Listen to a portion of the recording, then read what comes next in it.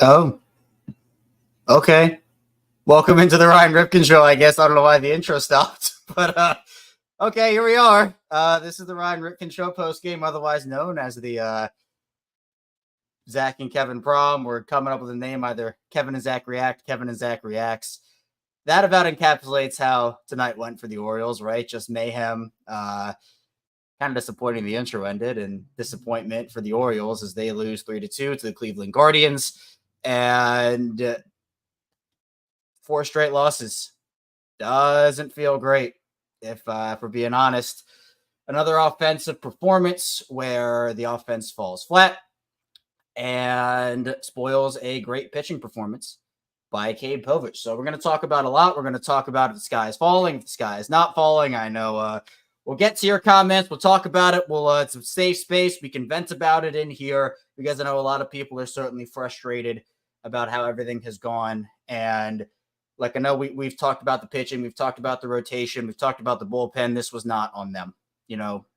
Cleveland scores 3 runs. You should win that game. And the offense really has not shown up since Thursday, for being honest. I mean, they had that 1 inning on Friday, but that's only 1 inning. It's really felt like this offense is in such a slump. And it's just, with how much this team has been winning over the course of this season, losing 4 games is just like, it doesn't feel good. So let's just get it. Look, I see one up. We'll do one up, one down. Shout out, Joe. Let's start with the good. And then, of course, I think this is going to be more of a venting session anyway. So we will talk about that. I'm not sure if Zach is going to be joining us or not. Actually, fair point here, Kieran. Fair point. Let's do 2 up, 1 down. I mean, there could be 2 up, like 15 down, if we're being honest. But one of the ups, definitely the guy catching the foul ball. I know that Zach was our boots on the ground tonight. He made a very valiant effort to try to interview this guy, but he could not find him. It was the time in between the time the banner got him and the time Rob Long got him. Zach went up there and he was not there. And so he literally just missed him both ways. So 1 up, definitely the fan catching the foul ball. Honestly, one of the best foul ball catches I've seen in a long time. One of the best ones. I think you want a compilation that'll certainly be on there. But let's talk about it, Joe. Heston Kjerstad, he comes up, he's batting right in the middle of that lineup, and he certainly produces. So he ends up going, look, first, we'll talk about his actual stat line. He went 2 for 4, but let me tell you something. Heston's at bat, that at bat later in that game, was it 12 pitches? I believe it was, right? A 12 pitch at bat for Heston. Unbelievable. Shows fight, shows just, it shows everything that I think people have wanted to see from Heston. And look, starts off his game with a double, and everybody said it, right? I think we saw it all over social media. All Heston needed is he needs consistent opportunities. I know there's a lot of power in that outfield, a lot of firepower in that outfield, and Heston deserves a shot in it. So I think Heston was a very big bright spot. And actually, Casey did remind me, a bunch of people did, but I saw Casey's comment. Cade is another up, and the bullpen itself, the pitching staff. I'm not going to blame this loss. You should not be blaming this loss on the pitching staff whatsoever. You get 5 2/3 from Cade, gives up 7 hits, but only 3 earned. And again, that should be enough to win you a ball game, especially with the offense that the Orioles have. Struck out 5, only walked 1, so really positive in terms of the walks. But then shout out to the bullpen too. I mean, I know Ciano Perez came in 1 1/3, scoreless. Jacob Webb, an inning scoreless, and Keegan Aiken comes in an inning scoreless as well. And you want to know something? Both Jacob Webb and Keegan Aiken in their inning, they got all 3 of their outs with strikeouts. So this was not on the pitching staff. It again was on the offense. When you have your group of Jordan Westberg, Cedric Mullins, Ramon Arias, and James McCann, let's do some quick math here. Going 0 for 13. If you want to throw in Mountie, it's 0 for 14. That's not great. If you want to throw in Tony, it's 0 for, let's do math quickly, 0 for 16. There we go. Well, I had a little freeze there. But yeah, 0 for 16 between those guys. That's not going to get the job done. And to me, it just feels like this offense is in such a slump right now. Is it, what is the reason? Is it fatigue? Are they just not seeing the ball well? What's going on? So, yeah, my down is just really the entire offense not named Heston Kjerstad, in my opinion. So I know that there's a lot of concern. Let's start off with, look, it's a 4-game losing streak. The sky to me is not falling. Okay. This team, the season's not over, but I do think that teams go through stretches like this. But at the same time, we can acknowledge that this cannot continue. If it continues, we have a huge problem. And do I think this team is good enough to turn it around? Absolutely, I do. I do. But they're not playing good baseball right now. And in a division race where we know that this Yankees-Orioles thing is going to come down to the wire, you can't be losing games like this, right? Whenever I look back, whether it's me, with Ravens stuff covering the Ravens or here with the Orioles, even, I'm a huge Nuggets fan. When I look at these Nuggets games, these 1-run losses, 2-point losses, those I look back on and I'm like, man, if they could have just scored one more run, get the game to extras, if they could have scored 2 more to pull out the win, this might be a whole lot different. Look, this is June, all right? We're at the end of June. This is not the thick of September. But you sometimes look back on stretches like this and you say, man, if they could have just pulled out 2 more wins in that stretch, maybe things look a little different. I was not on Zach Yankees hater watch tonight because I was super busy, of course, watching the game. I don't think the Yankees played tonight, did they? Yeah, I don't think they did. So they have a set with the Mets coming up. I think that's a 2-game set. 2-game set with the Mets coming up. So look, the Orioles have, I think it is still a double-digit lead for the wild card spot, if I'm not mistaken. I want to look up those stats really quick. Where are we? Wild card. No, okay, 6.5. So I guess it's gone from whatever it was to 6.5. So they're 6.5 up on that wild card spot. Twins are in that second spot right now. They're up half a game. So it's disappointing. Let's do a dip in the water temperature wise. What is your concern with the Orioles? Is the sky falling for you? Are you fine? Where are you? To me, the sky is not falling. Season's not over, but they have to get it together. And so, look, all teams go through these things at some point. The Orioles are not immune to slumps, much like any other team is not immune to slumps. Things will happen. There will be losing streaks. There will be sweeps. This is not new. This is not news where teams will lose games and teams will falter. But I think with the expectations the Orioles have on them right now, with how tight that division race is, at this point, these June games feel so magnified because neither of these teams can separate from each other. And it's just like, look, they don't want the wild card. I don't want the wild card. I'm sure you don't want the wild card. Everybody wants them to win the East again. But you can't do that if you're not pulling away. And obviously, we're in June. Things can change. Division races can come down. We know what happened last year. But look, offenses go through slumps, even ones as talented and as powerful as the Orioles, right? I'm not saying that, I'm not saying that, you can just excuse it and that's that and just give them a pass. It's been bad. I mean, Cade Povich deserved to get the win tonight. The Orioles should have scored more than 2 runs tonight. But in my opinion, I don't know. It feels like to me the Orioles are in a spot where they have to figure out something. I think calling up Heston was a good start to that, where Heston's been raking all year in AAA.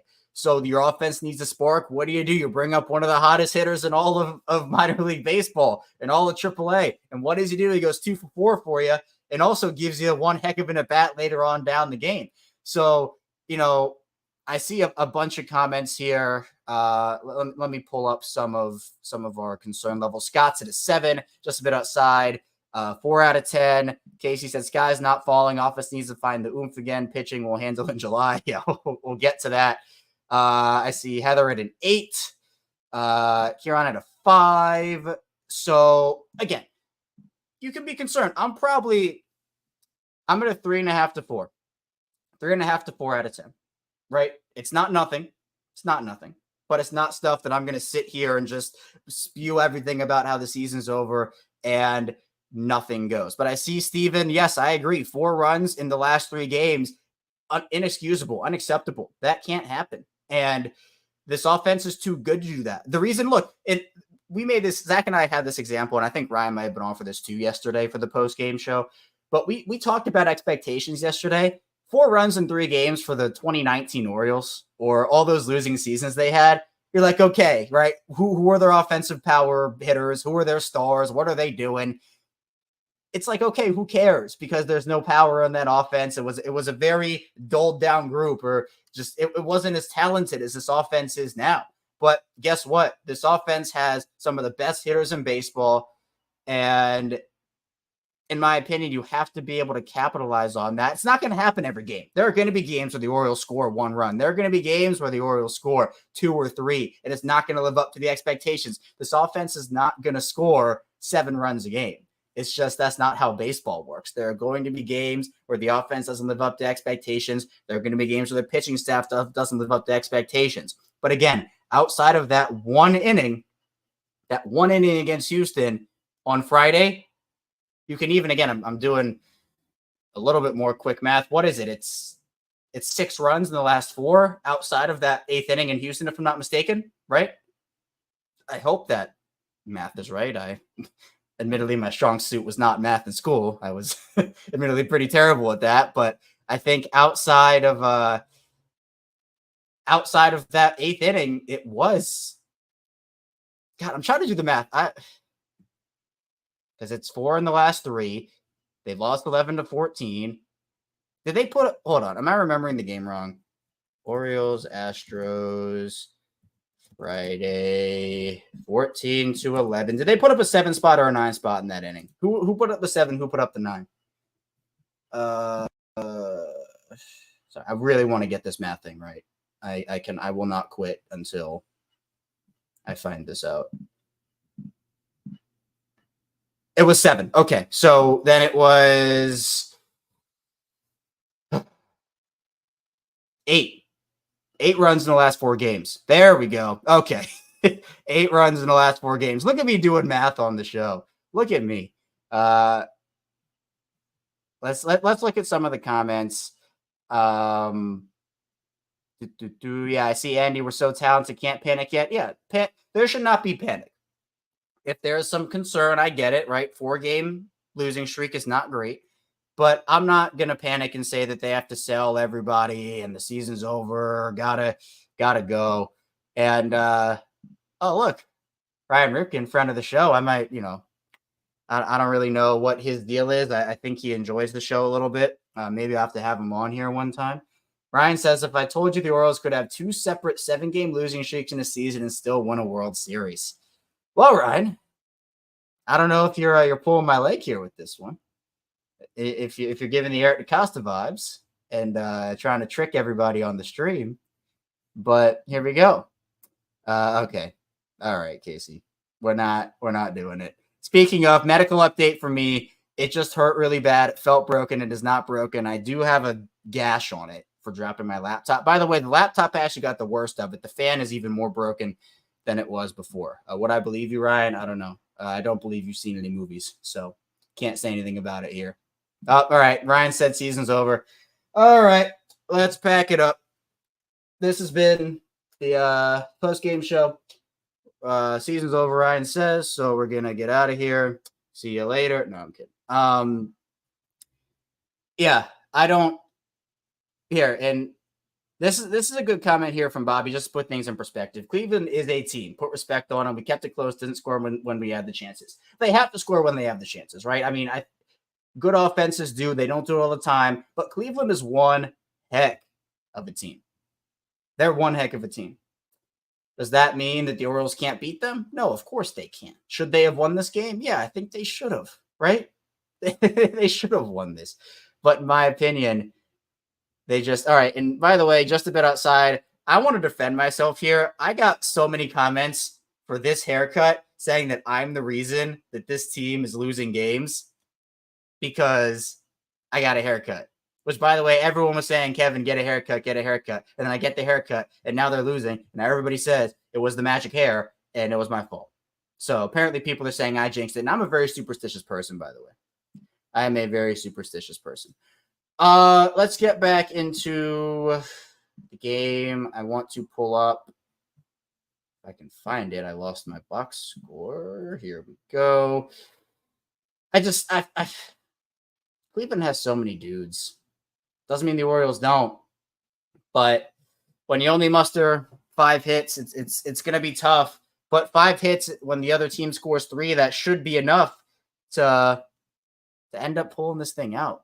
So at the end of the day, I'm not really sure. I mean, look, this is June. Again, I want to say that. And actually, I just got an update from Zach that he's hopping on in a second. So if you're tired of hearing my voice, which I'm sure is a lot of you, we can have Zach and give some boots on the ground perspective. He was at the yard. Apparently, he was being an absolute menace at Pickles. I think he got some pregame content, though, so we're going to have some pregame content. Which, by the way, while we wait for Zach to get on, first of all, I had to, Casey. I don't. Back when the Ravens were playing, there was the whole No Shave November thing, and I did it for the first time ever. And the Ravens kept winning all their games, and everybody on this show said, "Don't shave the mustache. Don't shave." This thing was like out to here, like my beard and the mustache. And then they lost in the championship game, and then I shaved it, and it was a whole thing. No more haircuts. I don't make the rules. My hair has power. You know what? I guess I'm just gonna have to, until November, growing out the hair. So yeah, we'll see. All right, we have our boots on the ground right in here. Brad, this is a family-friendly show, by the way. I didn't know if you knew that. So hit that like button, everybody. Brad is very passionate about hitting that like button. So be sure to do that. But let's bring him in. The man, the legend, Zach Bollinger. Zach, how you doing? Vibes are down. We'll do the Gunnar Henderson terrible feeling. Yeah, that sucks. Sorry about that. Okay, that car had to walk by or go by. Yeah, I'm not gonna lie. I had to charge my phone real quick because it was at like 3%, and I was not gonna be able to get through on that. But yeah, brutal loss. That one sucked. Heston Kjerstad, that was dope. Cade Povich battled. Bullpen did well. That's all I got. Gunnar did well. It's just the bats are cold. I mean, it sucks. Yeah. I did 3 up, 1 down, which really should have been 1 up, 3 down, but there were actually positives. I thought Povich and the pitching staff was one. I thought Heston showed up. And then that fan catching the foul ball, who I know you were just giving a goose chase to the entire game. I told them the Spark Note story. Why don't you tell them the full story? I went up there. I couldn't find him. Then I'm like running around the third deck. Then I literally get to my seat, and I go and I see he's there. And I'm like, what is going on? Yeah, so I traveled a long way from the first deck up to the third deck, wandered around. I was sending them pictures on the way, and I was like, I'm here. Can't find all this stuff. I got beat to the punch. It was just a bad day. It was just a bad game. Bad game. Yeah, just all around. These are just flush them and move on, but it's tough to say that after every game. Like, it's like the offense didn't show up again. I mentioned it. Pulling up my box score. Westberg, Mullins, Urias, Mountcastle, McCann, and Santander. That's 0 for 16, I believe, combined from those guys. You only muster 5 hits. And look, I mean, they ruined a perfectly good Cade Povich game. I thought Cade did really well tonight, and the offense just couldn't pick him up, which I thought, we were saying that a lot early in the season. I felt like we kind of moved away from that because the offense started to find themselves. But over really, Zach, that 1 inning on Friday, outside of that, the offense hasn't shown up since Thursday. Yeah, man, the offense is one of those things. It feels like you hit it on the head. It feels like early May, I think it was, where the entire offense went cold. You're just getting really that sense right now where, unfortunately, it just feels like, even we talked about earlier, you thought Heston Kjerstad, bring him up, give you the spark in that lineup. And that's exactly what he was, a spark in the lineup. But it just doesn't work out. It just doesn't work out. Like, even when You bring this guy in to hopefully take your lineup to that next step. He does everything you could have hoped for. Man, that at bat in the 8th inning got me fired up. Whole stadium on their feet. It felt like he should have gone yard. Like the moment, the buildup, I'm not going to lie. I have about 4 videos. I filmed the final 4 pitches thinking I was going to video like this epic, like he goes yard. Didn't happen. Didn't happen. But yeah, it was hats off to Heston Kjerstad. That was a hell of a game. Just attacking the pitchers and then that final at bat. He deserves to be in the lineup every time he goes and does something like that. So I hope to see him tomorrow. But outside of that, yeah, you're right. It seemed like the hits were few and far between, and the opportunities, even when they were there. I mean, the Orioles had opportunities. They had runners in scoring position. They had chances to go and take the lead, and they couldn't take advantage of it. So that sucks. Yeah, you know what? I feel like you started a new thing. Whenever the Orioles have a big moment, instead of on your feet, you got to say on your seat, and everybody stands up on their seats. and it just gets super tall. I was gonna say that would suck for the people behind me, but yeah, well, I would feel tall in that moment though. So that's fun. We got a chat here from Mike. Shout out to you, Mike. Appreciate it. He says, "What prospects do you deem tradable this deadline?"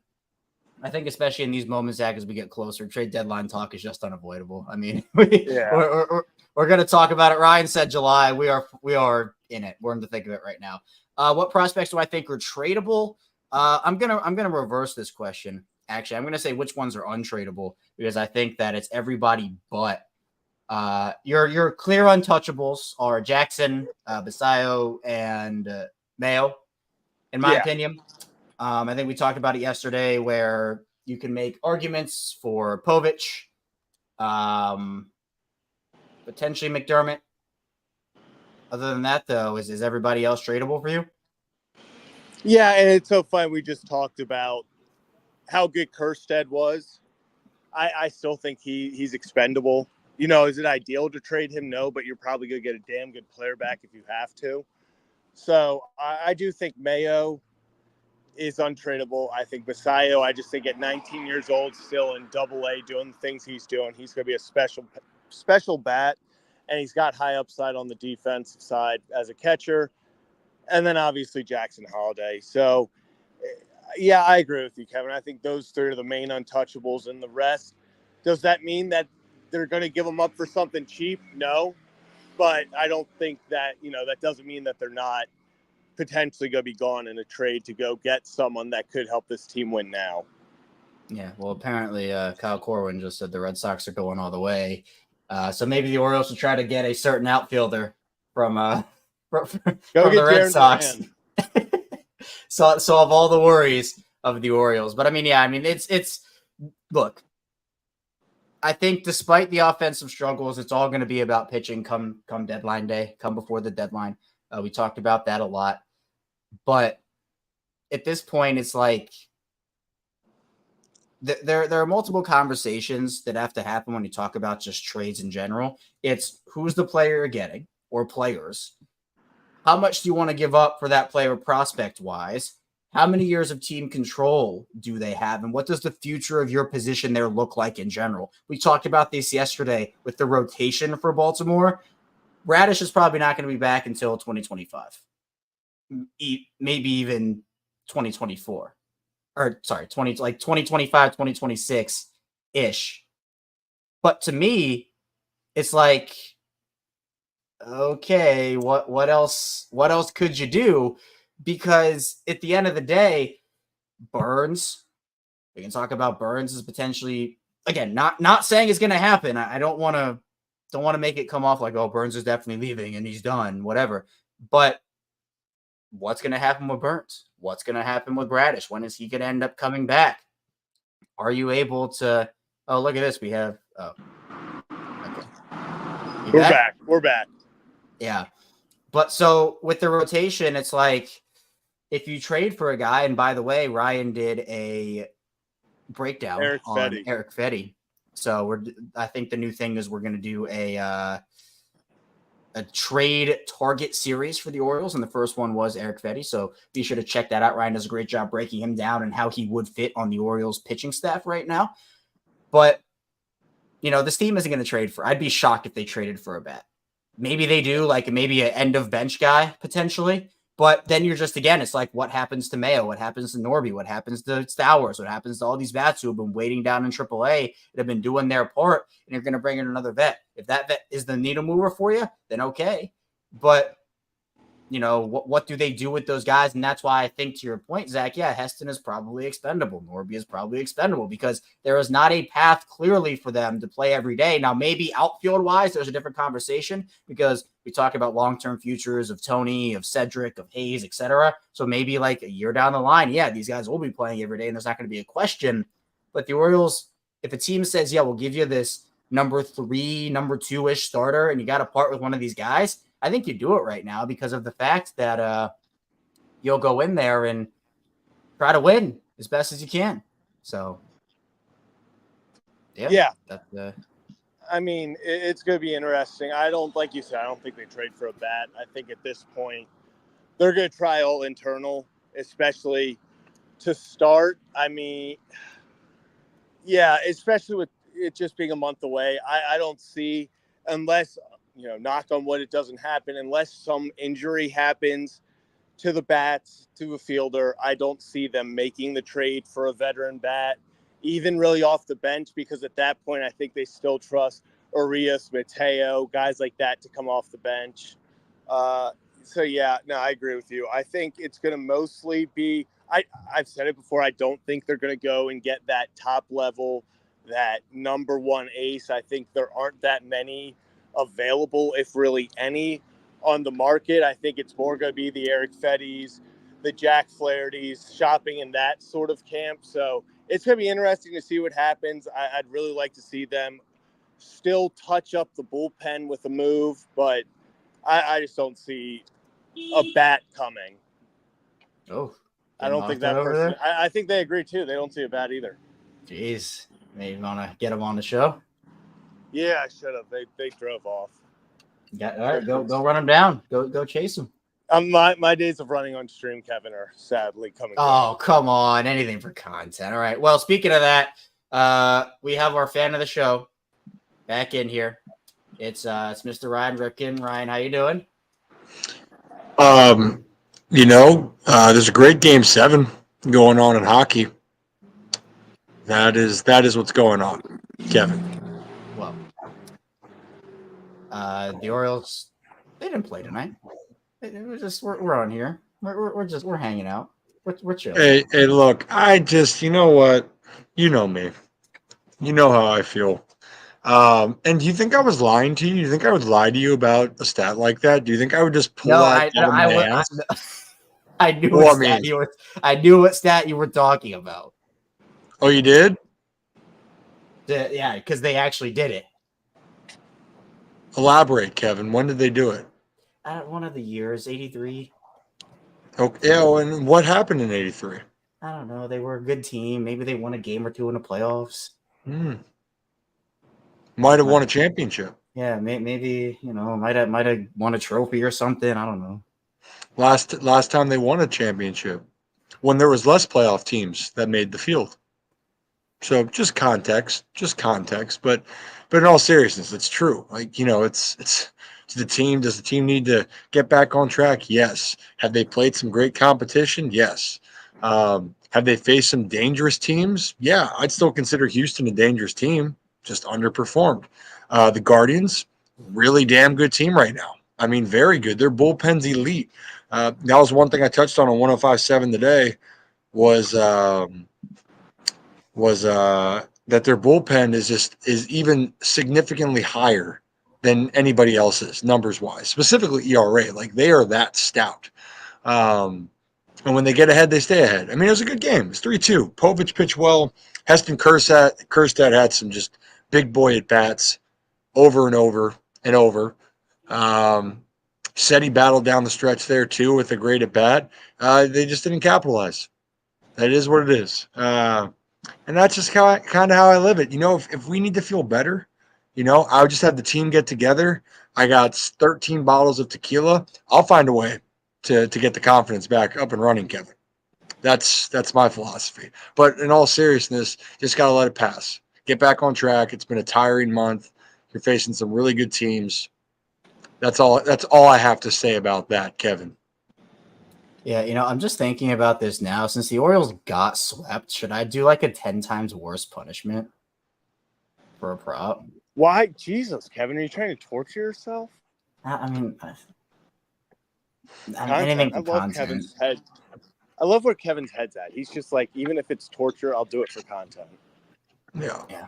It's exactly what it is. And also, and I hate saying this again, I'll be that guy. If we're really even talking about anything that's going to happen in 4 months, 3 months and a half, there's so much happened. Did anyone think that the Boston Red Sox were not going to finish higher than 4th? They're And hot. now Jaron Duran is the new Babe Ruth. He is the reincarnation of Babe Ruth. I don't According know to Cal how how we couldn't see it coming. But so like the point is the Red Sox are playing hot, they're playing extremely well. The Astros, by the way, Framber Valdez, who pitched Sunday, people forget how good he's been over the years. He just hasn't pitched the way that everyone's expected him to, and then he did on Sunday. So, and also the guy that started, Tanner Bybee. Tanner Bybee's a dude. He struck out 23 batters in his last 2 games going into tonight. Like the dude's got elite stuff, super elite stuff. And that's just how it goes. One thing I'll say with Cade Povich, he's young. What I love is his battle, his grit, the tenacity to keep going. And by the way, who do we hear a lot about on the Cleveland Guardians? You know, the number 1 player that's leading all-star voting at third base? Kevin, I think he's talking to you. Is One it of you two. by the name of is it Jose Ramirez? Yeah, I know who it That is. is I know correct. who it is. You thought I didn't know it, but I know it. Yeah. So the Jose Ramirez drove in 2 of the 3 runs. Like their best player performed. He did. He capitalized for their squad. So tip your cap. Tip your cap.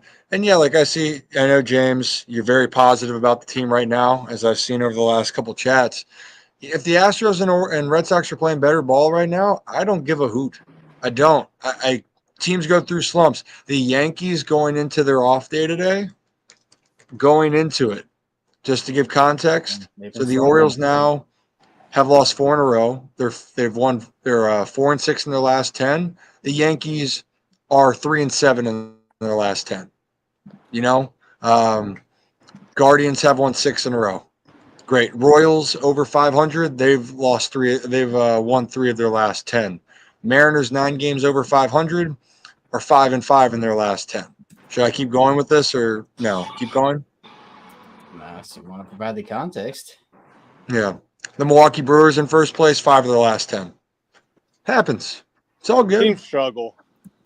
Team struggle, man. Baseball's hard. The thing is just the consistency part is how long does it last? When can you get through it? That's really it. But what I love tonight is the pitching rebounded. The pitching looked good. The pitching gave the team a chance. The offense didn't capitalize. And there wasn't a ton of opportunities. They just didn't capitalize enough on the opportunities that they had. Yeah. And you know, James, you know what? Yeah. I hope they lose 10. They're probably going to lose 13, maybe 15, maybe 17. Maybe for a whole calendar year, they might lose. So we'll see what happens. You know, yeah, they're gonna be fine. They're gonna be fine. All right, Kevin. You know, oh God. I was gonna say, Kevin, real quick. My phone is at 2%, so I have to hop off. But the O's are fine. They might lose 100 straight. They might lose the next 50. Who knows? But I think the O's are fine. Hessinker said the dude. Cade Povich is the guy. It's going to go through. So, yeah, and Jaron Duran is the next Babe Ruth.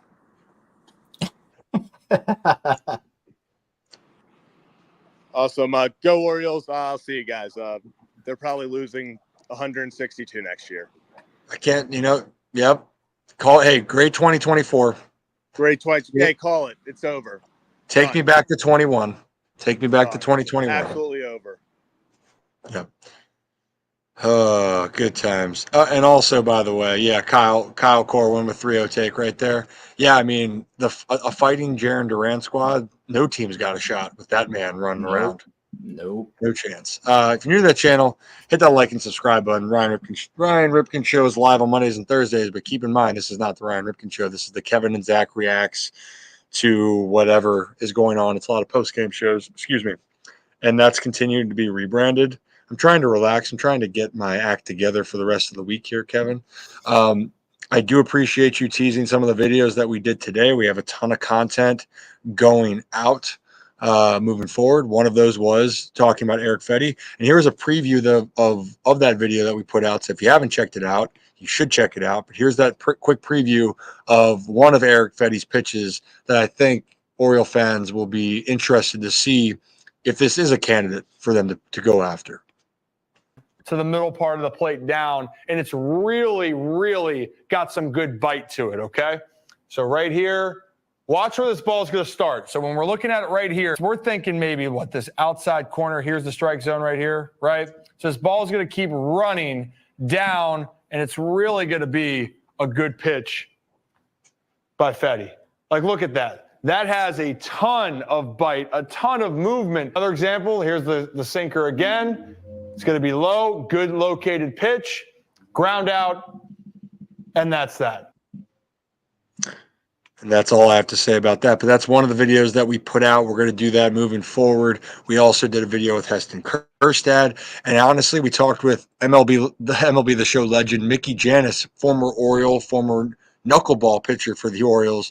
He's actually playing in the Mexican League. So a lot of people have asked about what's the Mexican League like. Well, we have a lot of stories that Mickey can share. But another one, there's a pitcher over there that people are constantly talking about. We gave you context about the actual Mexican league, professional league, to give you a comparison of the talent that's over there. That will be coming out tomorrow. So stay tuned for that. Should be a great time. Did I miss anything else, Kevin? No, I mean, if you're interested in Raven stuff, we talked about the Mount Rushmore. Yeah, I think, honestly, talking with Joe gave, I think, a lot of people, and myself included, an understanding of just who this Guardians team is, and I think we saw some of that on display tonight. You know, it's a team that you're not just gonna have them walk into your stadium and just say, "All right, we're gonna win every game by 7 or 8," but offenses go through slumps. Ryan, is what I've been saying the whole show. Of like, the Orioles have one of the best offenses in the game. They're the best power hitting offense in the game. That doesn't mean they're going to be that and play up to their standard for 162. So, yes, it stinks. Yes, it's something that, you know, you got to acknowledge is happening, right? They haven't played good baseball offensively, really, outside of that one inning on Friday. So really, since Thursday, the offense hasn't shown up, but no offense is going to show up every single game. And I think, you know, to put it in perspective of, yes, we can acknowledge that bad stuff is happening here and that you got to get it together. But, you know, there's not one team in the league that's going to put up runs after runs after runs every single game for an entire season. That's just, it's not realistic at all. It doesn't happen. I mean, you're gonna have rough months, rough weeks, rough days, whatever you want to consider it. But here, special media, since you brought this up, this team's gonna get swept because in the first series in the playoffs, because when good pitching comes up against them, they won't hit and it's over. It's funny you bring that up. Because the Philadelphia Phillies had a terrible staff. They were top 3 in all of baseball in team ERA. The Orioles won that series. Then they had the New York Yankees. Also, by the way, the top 3 ERA teams going into these series were the Orioles, Phillies, and Yankees. Obviously, that could shift for the Orioles recently. The Orioles won 2 of 3 against the New York Yankees, beating the number 1 pitcher on both the Phillies and the Yankees pretty handedly and convincingly. So I'm not going to sit here and say that they're going to go and struggle when they face better staffs. The question that's going to be more at hand when the time comes is going to be, what do you do when you are struggling to then, not for the Orioles when they're feeling good, putting the ball out of the park? How do you manufacture runs on another level? That's the main thing for the Orioles, is can you capitalize when the ball's not leaving the yard? That's really it. That's, in my opinion, they got a great team. They got a great roster. They got everything that they're capable of doing. They will make improvements. They will go out and get guys. But again, to sit here on June 24th and saying that the Orioles are going to get swept or things are going to go wrong when there is literally 3 months left, I'm just gonna. I know it's a hot take, Kevin, but I think it's a little premature for a team currently now is the third best team in the American League and the fifth best team in all of baseball. Am I reading that right? I believe Yeah. so. Yeah. Fourth, yeah, because the Phillies. No, sorry, they're the fourth best team in baseball. You know what? That's worse. Fourth best. Pack it up. Pack it Back up. it up, back it up. You know, so like I don't mean to like be with any of that way. It's just honestly, go look at Texas last year.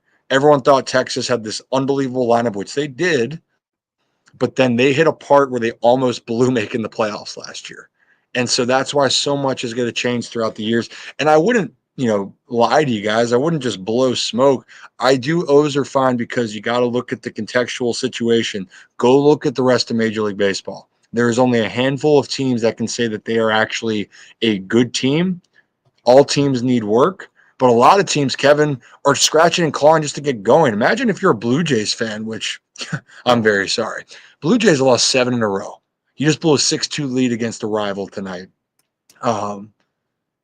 You could be the San Francisco Giants 6 games under 500, but be 3.5 games out in the wild card right now. It's just context. Like, it's just things are very different. Things are very, very different. And so for the time being, just keeping that in mind. But like we said, a lot of time to make some moves, a lot of time to evaluate what you have. And then hopefully when the time comes, they're playing good ball in September going into October. That is all you can ask. And then, yeah, at least for fans' sake, your guys' sanity, because, I'll be honest, Kev, I'll be okay. I'll be all right. But I worry about the group. I worry about the group in the chat. But it's going to be all good. I promise. Yeah. If it's not all good, I'm fine getting blamed. I'm cool with getting blamed. It is Ryan's fault. You can stamp that. Usually Kevin's fault. You can blame me this time. Okay.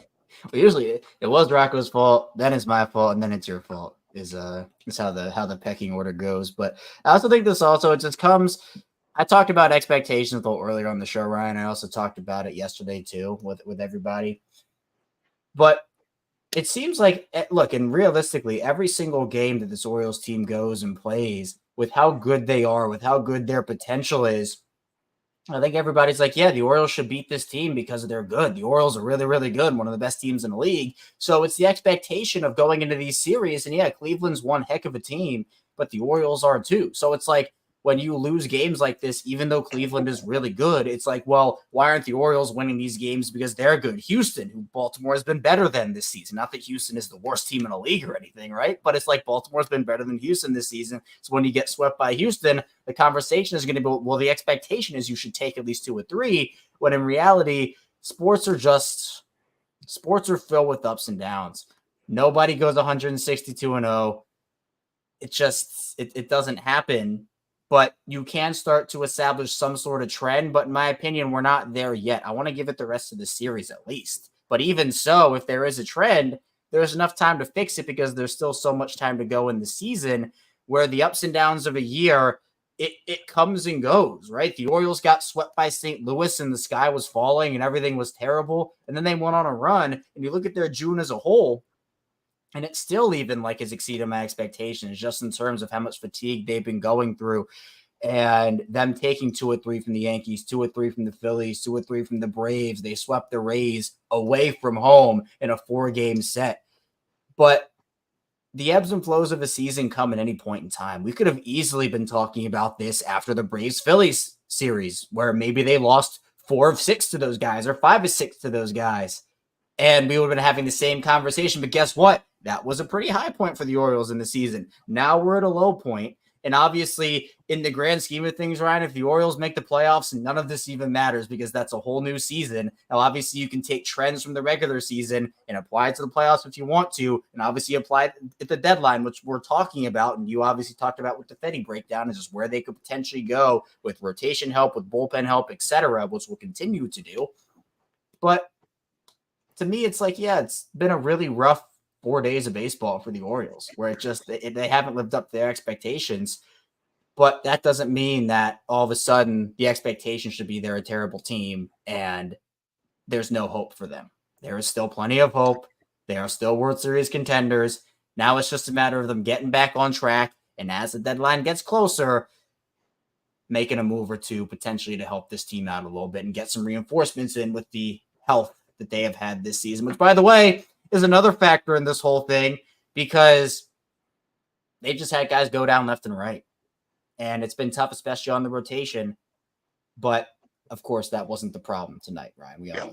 Hey, Kevin, first off, before hitting that like and subscribe button, before I actually I got to run in, a few things I'm trying to plan for the rest of the week because guests we're trying to put on and continuing to evolve this great channel and Ryan Ripken Media that we're trying to do here. Hit the like and subscribe button. Do you want to guess how many wins the Orioles have this month? Then we do this. I forget. Is it 11? Is it 12? Is it 13? No, it's 13. It's 17. They've won 13 games. I got it right eventually. Throw numbers out there. I'll get it right eventually. They've won 13 games, and the only series that they have lost this month has been against the Houston Astros. Okay? So put that in context here. So if I go through this count real quickly, so if they've won 13 games, they lost 2 right here. They lost 1 right there. That's 3, 4, 5, 6. Well, 7, right? 6, 9. So they're 13 and 10. They still have a winning record in the month of June. And on top of it, they've had all these injuries. And they're so if you have another winning month, if you stack up winning months, I guarantee you're going to be a winning team going into the playoffs, right? So there you have it. Yeah, again, still 6.5 up on that wild card spot. We got a long way to go, but the Orioles have talent. And while the offensive talent has not shown up recently outside of that 1 inning in Houston over these last 4 games, I feel confident in them getting that back on track because we know that this is one of the most talented offenses in the league, right? If this was a middling offense and they were going through this and the expectation, but there's the whole thing. It all comes back to expectation, doesn't it? Because it's like, okay, the Orioles, they have this expectation with how much talent they have. It's like, okay, yeah, you're expected to go out there and score runs. You're expected to win games where your pitchers only give up 3 runs. Like you're expected to do that. And when that doesn't happen, obviously the level of disappointment increases because of how good this offense is and how good we have seen them be. So it's just, yeah, I mean, in that one, the Orioles have scored 4 runs over the last 3 games. That 7th spot in the 8th inning would have won that game 7-4 if they had played those 3 games combined. So it's just. And you know what? I'll be honest again. All's good. Good. That's all I got. I do have to get going though, Kevin, and you're good. You're a good kid, sweetheart. And by the way, we got Quantum. Shout out to you, Quantum. Appreciate that. So of course gotta shout out everybody. And the community's been great. I mean, obviously this is a safe space, or safe as we can make it. Right, Brad's been cursing in here a little bit, so I don't know. I don't know how safe it is with Brad cursing in here, but of course, this is a safe space to talk about the Orioles and vent about your frustrations, praise the good, everything. Look, different people feel different ways about this team. You know, I don't want to minimize anybody's feelings. Obviously, you feel the way you do about this team. We feel the way we do about this team, and here we try to have healthy conversations about the good, the bad, and the ugly of this team. So yep. I think that, it's why we value our community so much. One of the many, many, many reasons. And we'll see how they bounce back tomorrow. I mean, we've been saying it for the last 3 days. Doesn't feel good, 4 days, but just flush it and go get them tomorrow. Hopefully they can actually do it this time though. So yep. All righty, guys. You guys are good kids. I'm out of here. I got some things I got to figure out here. So Kevin, keep your notifications on, bud. You might be getting one from me soon. That's very ominous. I don't know what that's about. I will keep them on. I will. Sounds try. good. Have a day. Have a night, everyone. Appreciate you. All love. All good. All's great. And have a great rest of your Monday night. See ya. Oh, okay. Sorry, I have a really, really bad cut on my leg, and I accidentally just dug my finger into it. Just not even trying. That hurt a lot. I seem to just be in a lot of pain today. So, and the Orioles contributed to that a little bit. So, a lot of it, actually. So, yeah, I don't think there's too much more to talk about for the game itself, the Orioles. I mean, if you have any, we can just kind of round this out, try to get the vibes back a little bit. If you have anything you want to talk about trades, want to talk about Ravens, want to talk about life, put them in the chat. We can talk about them a little bit. Not going to be eating raw potatoes while I do that. Thank God it was bad. Yes, but only for a few minutes, Brad. It's not going to be for a long time. I just want to see if anybody has anything else they want to say about the game or anything else. I'm going to keep it. Probably we have like 5 more minutes before I turn the lights out here and go record Locked On Ravens. So yeah, this has been fun. Actually, by the way, we are coming up with a name. We are very close to coming up with the name. We put a poll out on the Saturday stream for making this either Kevin and Zach react or Kevin and Zach reacts. We are literally 1 letter away. Again, with the react, it is exactly like, okay, Kevin and Zach react. We are reacting. That is what it is. Or reacts as in reactions. So Kevin and Zach reactions, but the reacts with Zach reacts gives us a little bit of a full-time name. Obviously, this has been the after show prom or after game prom, whatever it would. So I see Cube saying Kevin and Zach reacts. I see Cube is a fan of the S. I see Laura likes the Z. Julie, I've been seeing this. People say, I've been getting this from a lot of people. People don't like the name. I feel like the name is cool. I feel like it's a cool, like, and by the way, it was Zach came up with this idea. I am on board with the idea. I see 2 votes for reacts. Laura with the Z though. So that's a little, Casey, I have you on record saying you liked it with the S.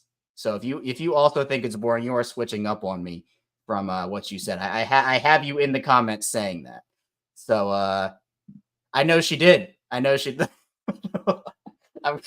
gonna look at what they are. Hold on. Bree did give us ideas. I'm gonna pull up. I'll pull up Bree's ideas. I'm gonna find them real quick. While I'm doing that, just a bit outside. Thoughts on the Bleacher Report article about the Ravens regretting Lamar and Justin's contract? Yeah, I got as the messenger, I was definitely shot at for putting this out, but I talked about this on Locked On Ravens a little bit. Lamar's contract now, what is he, the 7th highest paid, 8th highest paid quarterback in the league now? This is what the quarterback market is. What do the Ravens have a choice to do? Were they going to pay it? Were they just not going to pay him and let him walk? Were they going to trade him? That wasn't the best interest of the franchise. You're going to pay your quarterback. Salary cap goes up. Quarterback market goes up. Guys want to one-up each other by $5 million or whatever. Okay, so be it. It's just, there were a lot of quarterbacks on that list. Herbert was on there. Rodgers, Daniel Jones, Trevor Lawrence. Josh Allen wasn't, because Josh Allen's deal was signed a while prior. But Joe Burrow wasn't on that list. Jared Goff wasn't on that list. I'm taking Lamar over both those quarterbacks, so we're gonna see. Oh, there it is. There it is. Exactly, Kevin, which I thought was very funny and very clever, by the way. So I did not pass that one on to Zach. I will pass it on to Zach, but we're gonna see. Yeah, I have to. You know, when I see something. When I saw something happen, I have to call you out on it when you don't live up to that. Oh, it was a collab. All right. So I think multiple people were involved in that. So, oh, yep, Joe, post-game prom for life will always be for post-game prom for life. Will always be a little bit of prom in there. We'll have to figure out what Kevin is a Bleacher. I do work for Bleacher Report. Now, obviously, like, they don't like tell me I have to do any of that, but obviously I think, you know, my point when I put this stuff out is to spark conversation, right? Do I agree with everything that is put out there? No, I don't take opinionated stances on it. I mean, I put stuff out so that everybody can have conversation about it and say either, yes, I agree with this, or no, I don't. For the Lamar thing, yeah, a lot of people didn't agree with it, and I thought that was the right call. But to me, putting the conversation out there and letting people share that and have that conversation, that's why I put that stuff out there. So that just to me is what it is. Insta reacts with Kevin and Zach, which I also think, yeah, Bree said react with Kevin and Zach was also another one. Insta reacts with Kevin and Zach gets the S, but sounds better. Interesting. All right, I'm gonna pass some of these on. I see Cube saying Zach and Kevin's totally awesome. After game live reaction and chat show with the anagram in there. I think the one that I thought was the funniest was Kevin and Zach react. So it's just react with it. How am I doing? I'm doing all right. Appreciate you, DMV. Busy day today. Had to wake up early, and by early I mean about 10:50. Because if you don't know, my sleep schedule is based off of my work. I go to bed very late, so had to wake up for the 12 p.m. show. That was fun. Banksy's good. He's been very good without the shirts do not go on as much anymore. So he's actually sleeping without a shirt now. You know, with cats, sometimes the shirt suppresses those demons. But he's good. Still has 3 legs. Nothing has changed there. Hasn't grown his 4th leg back yet. But I don't know. Maybe one day that will happen. Deet saying Orioles lost 5-6 at the end of June 2 years ago, 6-7 at the end of June last year, and struggling at the end of June this year. Is it a coincidence in timing? I don't know if it's timing, but I will say with this particular instance, I think look, I'm not trying to make any excuses, but fatigue, I think, is playing some level of a factor. How big of a factor, I'm not sure, but I think it is some level of a factor when you talk about and this is the other part. We literally talked about it before the season started. Ryan, Brad, Zach, Rock, we all talked about it, where everyone's like, yeah, you know what? With this stretch, it's probably expected that towards the end they might fall off a little bit, and they might drop off because fatigue is a real thing, right? And everyone in the comments and all of us, we were like, yeah, that makes sense. Maybe there'll be a little slump in there towards the end because only having one off day in June is pretty brutal. And it's happening. And now everybody's like, okay, they're terrible. The sky's falling. It is what it is.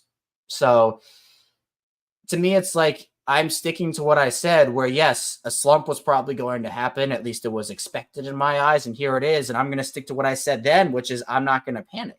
Where we can have conversations about what's going on and what the problems are and what needs to be fixed. That's a different conversation.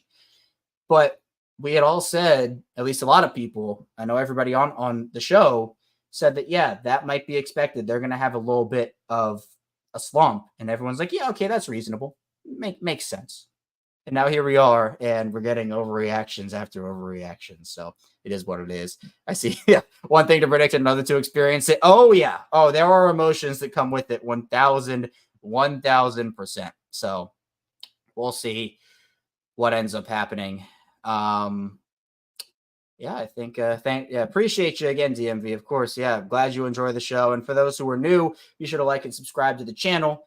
If you're not a member, you can become a member. You can hit that join button right next to subscribe, as we just are over the 1 hour mark here on our live show. Now, this live show is different from the actual Ryan Ripken show. This is Kevin and Zach reacts. Kevin and Zach react. Exactly, Kevin. Whatever is going to be called, the prom, whatever it is. We're actually going to branch this out into a different channel, potentially, eventually. That will end up happening. So that will be a part of the Ryan Ripken show umbrella, still a part of Ryan Ripken Media.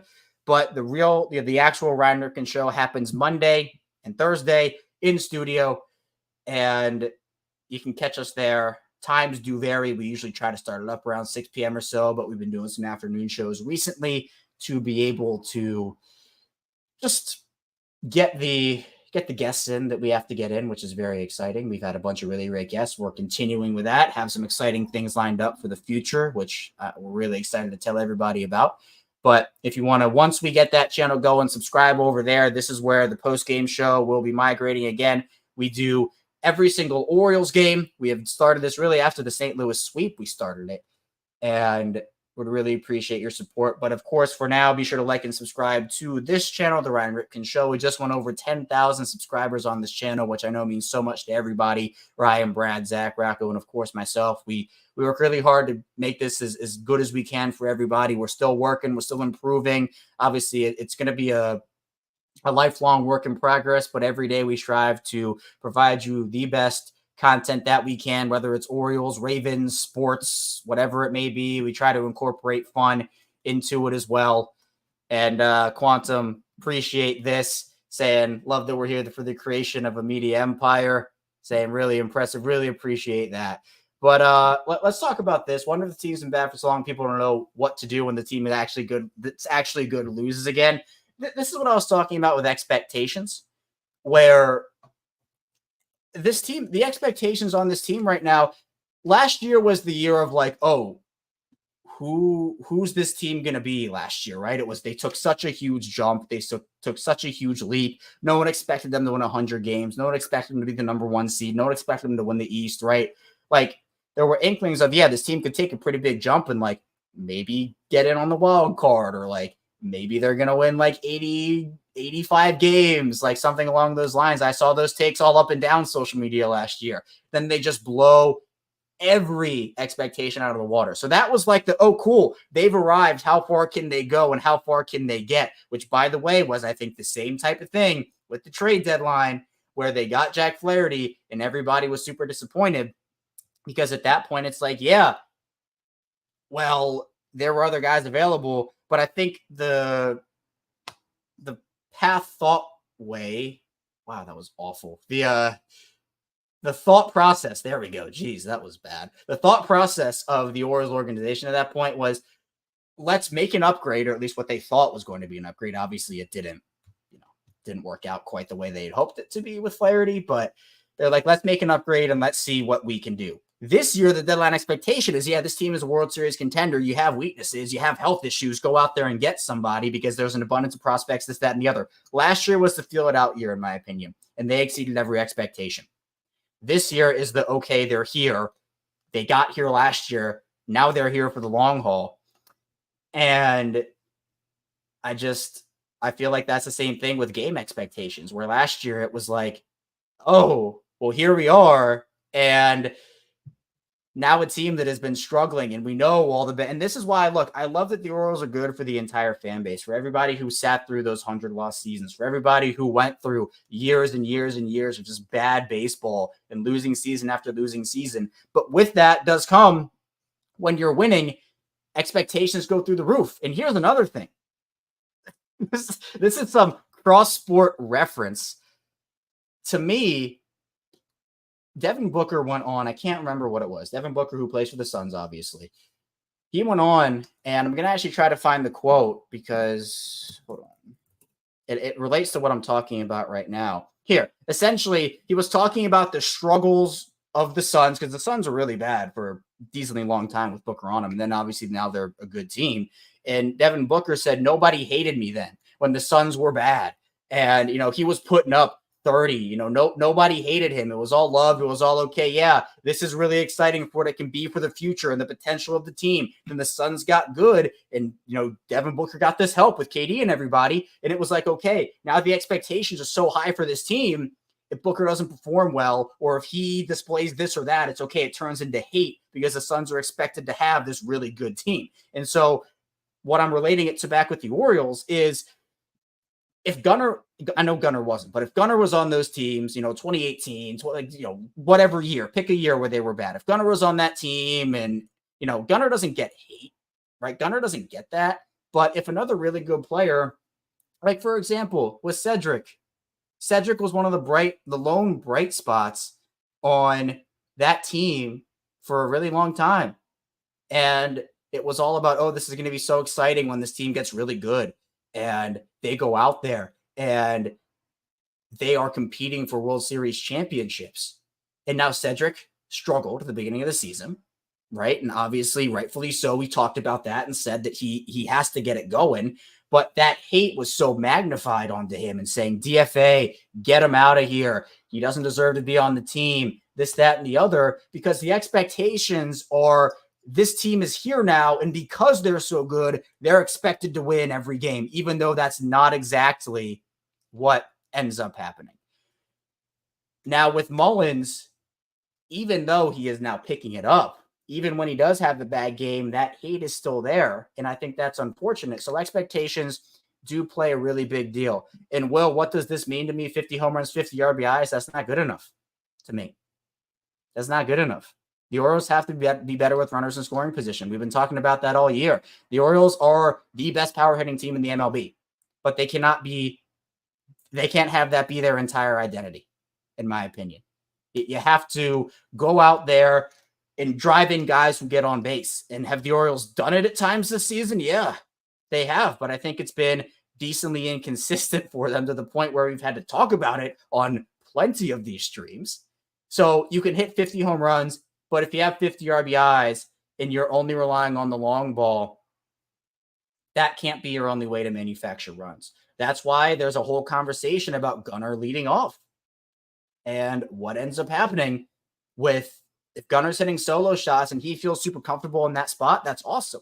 But 3-run homers help you out a bunch more than solos, and putting Gunnar in that cleanup spot or 3, there's a bunch of conversation about that as well. So, that I don't think I expected that to go the way it did. I was expecting to end the stream 7 minutes ago, but here we are, and this is why we're here. Conversations of just this team. And again, whether you're in the sky is falling club, if you're in the not panic button club, we're here to talk about all different opinions. And I'm trying to scroll up because I know I missed a lot of comments when I was doing that. What else would I do?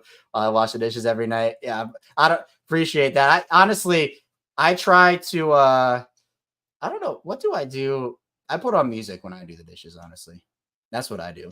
But Spotify actually increased. I don't know if you heard. Spotify actually increased how much monthly it is by $1. And I'm not on that student plan anymore. So it's getting a little pricey. Music's getting a little pricey. So I don't know what I'm going to do. Do we get new emojis on the channel? Yes, we will have emojis.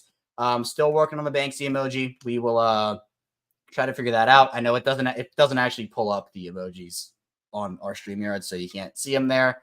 But that's what we have. We have the generic ones. Then we each have one. Kevin, Rocco, Brad, Zach, Ryan, Ollie, and then Banksy will be there as well. Am I supposed to go to bed for work? No, Kevin and Zach are ranting. It's just me. Zach's phone battery has been so he's done so dirty. His phone battery has been Zach's undoing. So yeah, I think that's it, guys. I think that's all. How's the toe? It's better. I'm not going to show it on stream for obvious reasons, very obvious reasons. After my sock broke the internet, but I do want to preface it actually felt broken during the show. Like, I was not making that up. It actually felt broken. It was in a lot of pain. I could barely move it, and I was not making any of that up. But I think I put some ice on it when I got home, and feels a lot better now. There is a gash on it. It does have a gash. I dropped my laptop on it, and the laptop actually took the brunt of it. The fan is even more broken than it was. But I chose, for the record, the mic and my laptop were falling at the same time. I chose the mic over the laptop, so you cannot question my commitment to the Ryan Ripken show and what I would save. I saved the show's equipment over my own laptop. So no one question my commitment to the show. We need the toe, Laura. I can't do it. The sock broke the internet. I can't do it. But I don't know. Maybe at a million subscribers, maybe I'll show like half my toe. Million subscribers. 1 million subscribers. Just want to put that out there. But all right, guys, I think that's all I got for you here tonight. Really appreciate everybody for sticking around and getting some of the vibes out. Try to get the vibes back as best I can after losses. And of course, we talk about what went wrong, what happened, and where it needs to improve. But appreciate everybody for tuning in again. Be sure to subscribe, hit the like button as well on this channel. Ryan Ripken Show live Mondays and Thursdays. We just had a great show today. Talked with Mickey Janis, MLB The Show legend, Orioles legend, who's a knuckleball guy down in the Mexican League. We also did a Orioles Guardians preview, talked a little about the Ravens as well. So be sure to hit that like button. And again, we go live after every single Orioles game. So whenever there is a game, we'll be going live in some way, shape, or form. Some days it's me, some days it's Zach. A lot of the time it's both of us. Sometimes you have guys like Ryan and Brad and Rocco who pop in as well. So you never know who you're going to get. But Zach and I are kind of the headliners of the whole thing. We kind of headed up that project. So really appreciate it. Again, be sure to, if you want to become a member, we have a lot of perks over there, not just the emojis, but you get early access to live videos that we do. For example, Ryan did the Eric Fetty breakdown for Holy Shirts and Pamps members before he did the breakdown out for everybody else. And appreciate everybody again. I don't think we're ever getting this, Cube. I'm not sure this is ever going to happen. I don't think that's going to happen. Appreciate you. Yeah. I mean, look, I host Locked On Ravens. A lot of that for me is solo. Obviously we have guests on a lot of the time, but I know a thing or two about doing solo shows. Am I perfect at it? No, nobody is. But again, just learning on the fly as we go here. So really appreciate that. And yeah, guys, we'll see you back here tomorrow. Appreciate you, Aviator, as always. And don't have a prop, unfortunately, because they lost. But we'll see you right back here tomorrow on the Kevin and Zach Prom, Kevin and Zach React, Kevin and Zach Reacts, and Exactly Kevin Show. Peace out, everybody.